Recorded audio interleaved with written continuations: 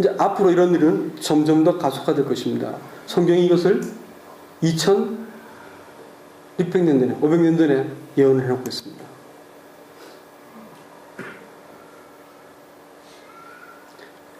(2000년) 전에 요한이라고 하는 사람이 마지막 때에 일어날 일들을 이와 같이 예언했는데, 그가 라고 말하는 사람은 마지막 때 일어날 세계 통치자를 얘기하는데, 그가 모든 자들에게 그 오른손이나 이마에 표를 받게 하고 누구든지 이 표를 가진 자 외에는 매매를 못하게 하니 이 표는 곧 짐승의 이름이나 그 이름의 수라. 지혜가 여기 있으니 총명한 자는 그 짐승의 수를 세어보라. 그 짐승의 수는 666이니라. 이게 뭔 말인지 어떻게 알아 이게? 예? 지금부터 100년 전 사람들이 이 말 뭔 말인지 알았겠어요? 아무도 몰랐어. 근데 지금은 우리는 알 수 있어요. 왠지 알아요? 이렇게 보고 있는 바코드라고 하는 것이죠. 다 모든 물건에 다 붙어있는 바코드가 맨 앞에 있는 기타란 막대기 2개, 요 가운데 있는 기타란 막대기 2개, 맨 끝머리 있는 막대기 2개, 여기 막대기가 2개가 있는데 이건 숫자가 안 매겨져 있어. 딴 것은 국가번호, 뭐 지역번호, 상품 어떤 코드들이 좀 나와 있어. 이 숫자 딱 보면 뭔지 알 수 있어요. 근데 앞에 있는 숫자 3개는 번호를 기록해 놓지 않았는데, 이게 뭐냐면 이봐 6자예요. 이게 6자가 3개가 6자 3개를 안 적어 놓은 거예요. 6이 되는 것입니다. 그리고 카드에도 1년에 번호가 있다고 그럽니다.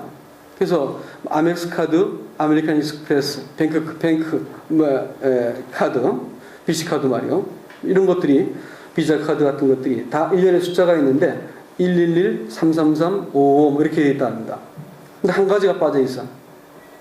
컴퓨터가 제일 좋아하는 숫자가 6자라고 그러는데 어느 날 이 잡다한 카드들은 하나로 통합될 것입니다. 그리고 그 잃어버릴 카드를 잃어버리지 않게 하기 위해서 이 카드를 사람의 이렇게 몸에다가 이식하는데, 이 일도 이걸 가지고 뭐라 부르냐면 베리치라고 합니다.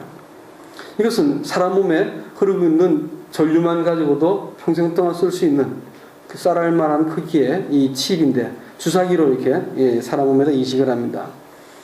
미국 같은 데서는 이와 같은, 제가 뭐 자료를 가져오질 않았어요. 근데 얼마나 행복한지 몰라요. 참 편리합니다. 이러고 막 광고를 막 합니다. 이식하라 이거죠. 그리고 이미 애완견 같은 것은 다 끝내버렸어. 안 하면 벌금 물려버립니다. 이 애완견한테 이 베리칩을 하지 않으면 이 벌금을 물리죠. 이런 일들이 실제로 금세기에 우리가 살고 있는 이 시기에 일어나고 있는 일입니다.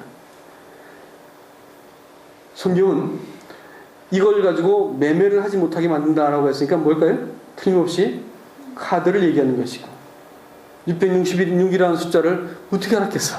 이 할아버지가. 성경이 이것을 미리 기록하고 말세에 일어날 일들을 이와 같이 예고하고 있는 것이죠. 스가랴 14장에서는 예수님의 재림할 때 모습을 예고를 하고 있는데, 그때 예루살렘 이 앞에 있는 동쪽 감람산에 그 예수 그리스도의 발이 설 것이다 이렇게 말했는데, 그때 이 동쪽 감람산에서 이 동서로 거대한 골짜기가 만들어질 것이다 라는 이 예언을 하고 있습니다. 그래서 사람들이 이 동쪽 감람산 쪽에서 시작해서 동서로 갈라질 수 있는 이 그 남북을 향한 이 그 지지를 보았더니 거대한 단층대가 형성되어 있습니다. 단층이 뭔지 혹시 아십니까? 충격이 주어지면 쩍 벌어지면서 이 그 지진도 일어나고 땅이 융기도 뭐 이렇게 하강도 하고 벌어지기도 하는 것이 바로 단층인 것입니다. 이 거대한 단층대 중에 하나인 사해 요르단 지구대입니다. 아카바만이라는 곳까지 그것이 연결되어 있다고 얘기하지요. 보라, 내가 속히 오리니 이 책의 예언의 말씀을 지키는 자가 복이 있으리라 하시다. 여호와께서 이미 정하신 일을 행하시고 옛날에 명하신 말씀을 다 이루었으며, 여러분 제가 지금까지 드린 말씀, 그것은 과학적으로 예언적으로 혹은 고고학적으로 증명되었기 때문에 사실이기 이전에 우리 양심이 증거하는 진리, 하나님 자신, 사람이 본능적으로 찾고자 하는 대상, 그것은 부모도 또 남편이나 아내도 자식도 아닌 바로 하나님, 이분이 말씀이라고 자기를 소개하시고 사람에게 다가오셨는데 이것이 사실이라면 우리는 이분에 대해서 어떻게 태도를 취해야 되겠습니까? 여러분의 선택입니다. 악인은 그 길을, 불의한 자는 그의 생각을 버리고 여호와께 돌아오라. 그리하면 그가 긍휼히 여기시리라. 우리 하나님께 돌아오라. 그가 너그럽게 용서하시리라. 이는 내 생각이 너희와 다르며 너희 생각과 다르며 내 길은 너희 길과 다름이라. 여호와의 말씀이라. 여러분, 생각 이렇게 말하면 사람 머릿속에 생각이 하루에 최소한 수십만 개가 지나가겠죠. 그 중에 구체적으로 생각을 하는 것은 대개 한 500가지랍니다. 그 생각을 내 속에 딱 이렇게 집어넣어 가지고 내 것으로 만들면 생각이 쌓이면 마음이 될 것이요. 그래서 내가 집중적으로 계속해서 구체적으로 생각을 하면 그건 그 사람이 어떤 사람인지를 보여주는 것이요. 남의 것을 훔칠 마음을 구체적으로 집중적으로 계획적으로 하면 뭘까요? 직업이 뭘까요? 그 도둑이지 그거. 당연한 거 아닙니까? 생각이 어떠하면 그 인간이 어떤 종류의 인간인지 금방 알 수가 있는 것이. 사람의 생각, 그 성경은 꾀라고 말합니다. 꾀. 복 있는 사람은 악인의 꾀를 따르지 않는다 했습니다. 하나님은 한 뜻이 있었고 사람은 사사로운 잔꾀를 부리는 것이요. 뜻과 꾀라는 것은 현실적으로 꾀가 맞는 것 같아. 예?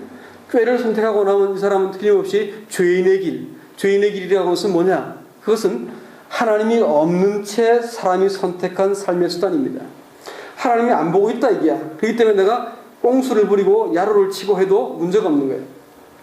그래가지고 딱 재산도 뭐고 뭘 이루나니까 해가지고 오만한장에 살이합니다. 성경은 전 사람을 악인이라고 그랬어요. 도덕적으로 나쁜 짓 한 사람이 아니고 하나님의 뜻과 인생을 무관하게 살면서 제 꾀를 가지고 인생을 살아간다. 이런 사람을 악인이다 이렇게 말했어요. 의인을 가지고 아름다운 그림으로 묘사하고 있는데 그것은 물가에 심기운 나무다. 이 나무는 뿌리를 시냇가 깊은 수원지에 대고 있기 때문에 바람이 불고 강이 마르고 그야말로 폭풍이 쳐도 끄떡없이 이것은 시절을 따라 열매를 맺을 수 있는데 그것은 뿌리가 저 깊이 있기 때문에.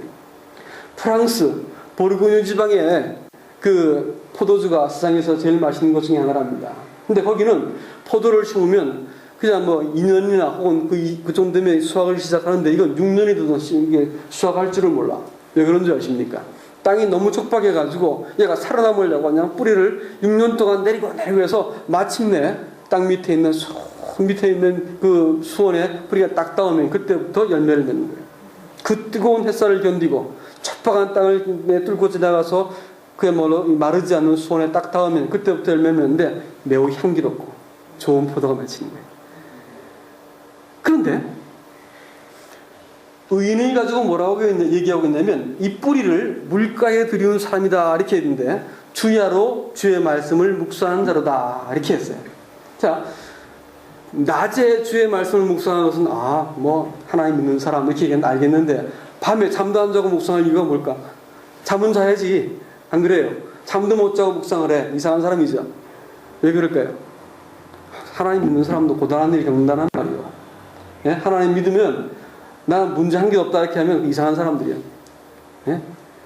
하나님 믿어도 사람은 밤낮이 교차되고 문제 어려움은 수시로 찾아오기 마련입니다. 그렇지만 하나님의 말씀을 알고 품고 생각하는 사람들은 밤에도 잠자지 못하고 내가 어떻게 해야 할 것인가 생각하는 사람들, 그럴 때 하나님의 말씀을 떠올리는 사람을 성경은 뭐라 하냐면 의인이다 이렇게. 악인은 그렇지 아니하며 바람에 나는 겨와 같도다. 후 불면 말이야 겨가 이렇게 휙 날아가고 후 불면 이렇게 휙 날아가고 그래. 기분 따라서 환경 따라서 조그만 그 이해관계 따라서 거기 가면 좀 뭐 좀 더 좋다더라. 처세에 능한 사람이요. 재테크에 능한 사람이야. 똑똑한 사람이고 이 시대에서 요구하는 사람일지 모르겠지만 성경은 이 사람을 뭐라 한다? 악인이다. 악인이 의인의 회중에 들지 못하고 악인의 길은 반드시 망할 것이다 했어. 성경은 하나님의 뜻에 대해서 사람이 어떤 태도를 취하는가를 지켜보시고